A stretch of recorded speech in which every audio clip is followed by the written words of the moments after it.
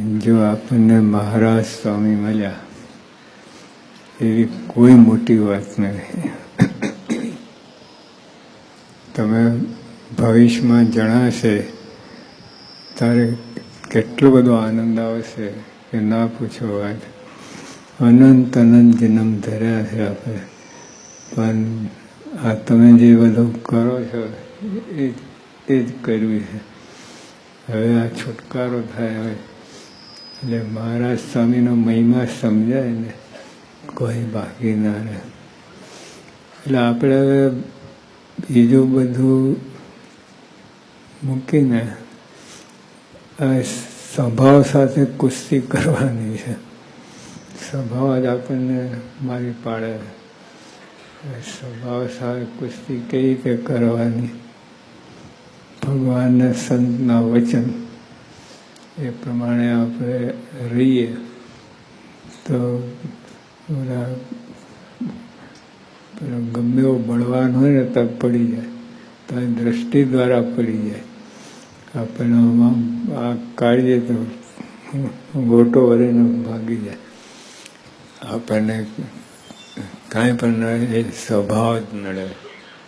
સ્વભાવથી નાના મોટા સ્વભાવ બધા ઠેઠ એકાંતિક થતા સુધી બધા સ્વભાવ નડે છે. કોઈને વિશેષ નડે, કોઈને 10-12 સ્વભાવ નડે કંઈ, પણ એકાંતિક થતા સુધી બધાને સ્વભાવ નડે. એ સ્વભાવ મુકાય. જો સ્વભાવ કહીએ કે પ્રકૃતિ કહીએ એ બે એક જ છે ને. સ્વભાવ કહો કે પ્રકૃતિ કહો, તો પ્રકૃતિ પુરુષ અક્ષરધામ, સ્વભાવથી પર અક્ષરધામ. એ સ્વભાવ મુકાય એટલે અહીંયા જ અક્ષરધામ. આવા જવાની જરૂર જ નથી. પણ ભગવાનની આજ્ઞા હોય, સ્વામીની આજ્ઞા હોય એ પ્રમાણે તપ કરવું. આજ્ઞા બહાર કોઈ ફળ નથી. ગમે એટલું તપ કરે, ગમે કરે, ઊંધો લટકે, બધું એને કોઈ ફળ જ નથી આવે. અને આજ્ઞામાંથી સ્વામીએ કહ્યું કે પ્રગટની આજ્ઞા એક આજ્ઞા કરોડ આજ્ઞા બરાબર છે. ટૂંકમાં કે કાંઈ બાકી નથી. બાકી એટલું છે આ સ્વભાવ આપણે નડે છે. સ્વભાવ જો મુકાય અને એક સામટા ના મુકાય, એક સ્વભાવની ચોટલી પકડીએ તો સ્વભાવ મુકાય. એને ખાઈ ખપુચીને મંડીએ તો એ સ્વભાવ નડે નહીં. પણ બીજું બધું મંડીએ છે, પણ સ્વભાવ સાથે મંડવું જોઈએ એટલે કામ થઈ જાય. એટલે મહારાજે સરસ વાત કરી છે. આપણે આ કક્ષાએ જવાનું છે. નિશાન હોય ને, નિશાન જ ના હોય ક્યાં જવું, ક્યાં આટા માર્યા કરો. નિશાન એટલે આજે આપણે એકાંતિક નથી, પણ એકાંતિક ભક્ત થવું છે, એકાંતિક થવું છે એ નિશાન રાખવું. પછી એ દિશાએ જવાય. નિશાન ના હોય તો ભટક્યા જ કરે. તો નિશાનમાં એકાંત મહારાજે વાત કરી. ગાન કરીને ભગવાનને રીઝવવા એ ભક્તિ બને છે. ગાન કરીને ભગવાન રીઝવવા એ ભક્તિ બને છે. લોક રીઝવવા થાય તો ગાન વૃથા છે. આટલું જ, કોઈ ફળ નહીં. લૌકિક ફળ લોકો વાહ વાહ કરે, આવજો કરે. ભગવાનને રાજી કરવા. જો આ તાનસેન ગાતા હતા, પછી એમના એક ગાયું અકબર પાસે ગાયું. અકબર બહુ રાજી થયા. પછી કે તમે મારા પર શું રાજી થયા? મારા ગુરુ એ જે ગાય છે એને તુલે કોઈ ના આવે. તો કે આપણે ગોઠવીએ, એમને બોલાવો. એ ના આવે કે આપણે એની પાસે જવું પડે, ગુરુ પાસે. એ કંઈ તમારા વખાણ માટે ના આવે. એવું બધું તો એ ગોઠવણ કરીને છાનામાના અકબર સાંભળે અને ગુરુ દેખાય, પણ ગુરુને અકબર ના દેખાય. એવું બધું એવી ગોઠવણ કરી. તો પછી મહારાજે કહ્યું, અરે તાનસેને કહ્યું કે તું આવું ગાય ને. તો કે હું ગાઉં છું, લોક રીઝવવા ગાઉં છું. મારા ગુરુ ગાય છે, ભગવાન રીઝવવા ગાય છે. એટલે ફેર પડે. અને મહારાજે કહ્યું, ગાન કહીને રીઝવાય ભક્તિ બને છે, લોક રીઝવા થાય તો ગાન વૃથા છે. ગાન કે ધ્યાન તમે શીખો, પણ ધર્મ, જ્ઞાન, વૈરાગ ને ભક્તિ એ ચારને હૃદયમાં ધારવા એ ગુણ ભાર છે. એકાંતિક ભક્ત થવું એ નિશાન રાખવું. આ સાધન સૌથી મોટું છે. ભગવાનની પ્રસન્નતાનું દ્રઢ મૂળ આ જ છે. ભગવાન રાજી થાય, દ્રઢ મૂળ. ભગવાન તો ઘણી રીતે રાજી થાય. ઓલા ગુણાતીતાન સ્વામી પાસે ઓલો નટ ગુલાટ ખાતો હતો તો રાજી થઈ ગયા. ઠેઠ પ્રકૃતિ પુરુષ સુધી કોઈ રોકશે નહીં.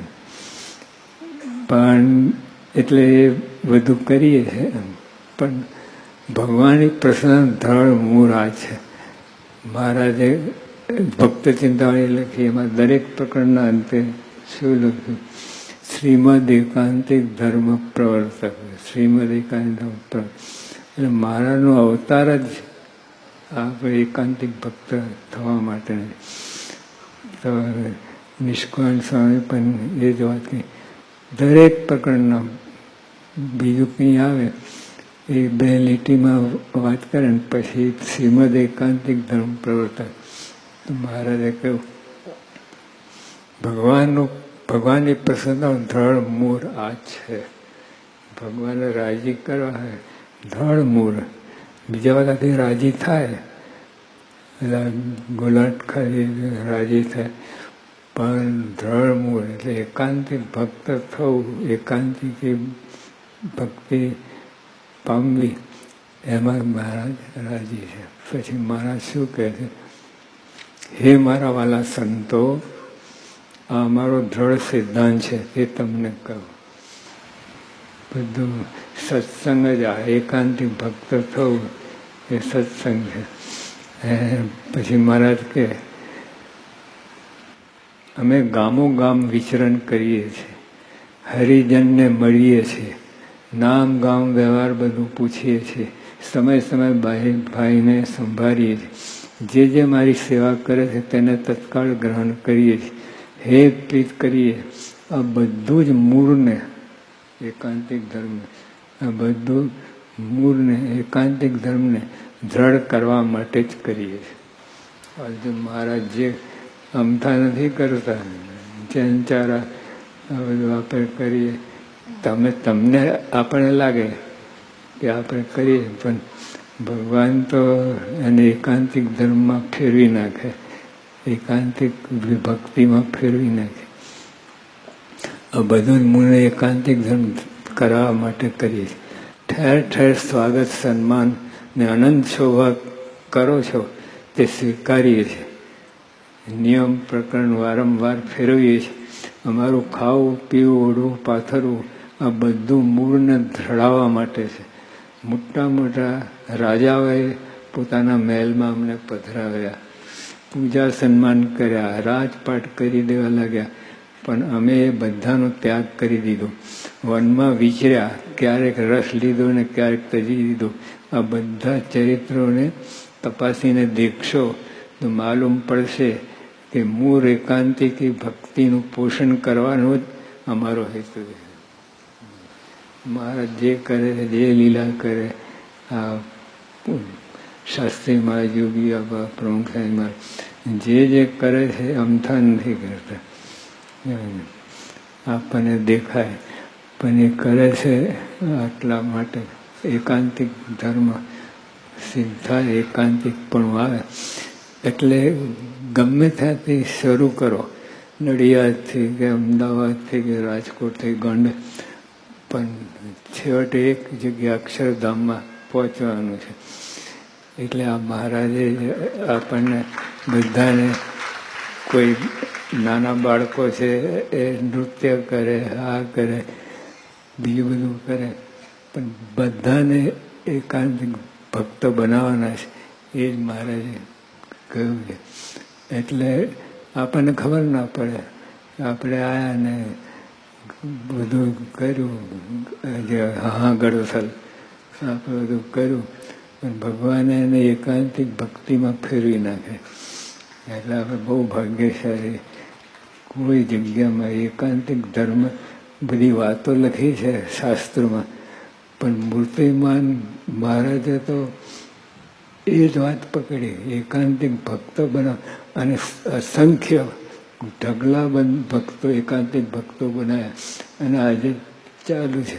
અને આપણે બધી એ ગોઠવણી કરી છે કે તમે તમારું કામ કરો. એટલે ભગવાનને રીઝવવા એ મૂળ, ભગવાનને સંતને રાજી કરવા, અને પછી એમાંથી જે પરિણામ આવે એ એકાંતિક ભક્તિમાં પરિણમે. સહજાનંદ સ્વામી મહારાજ.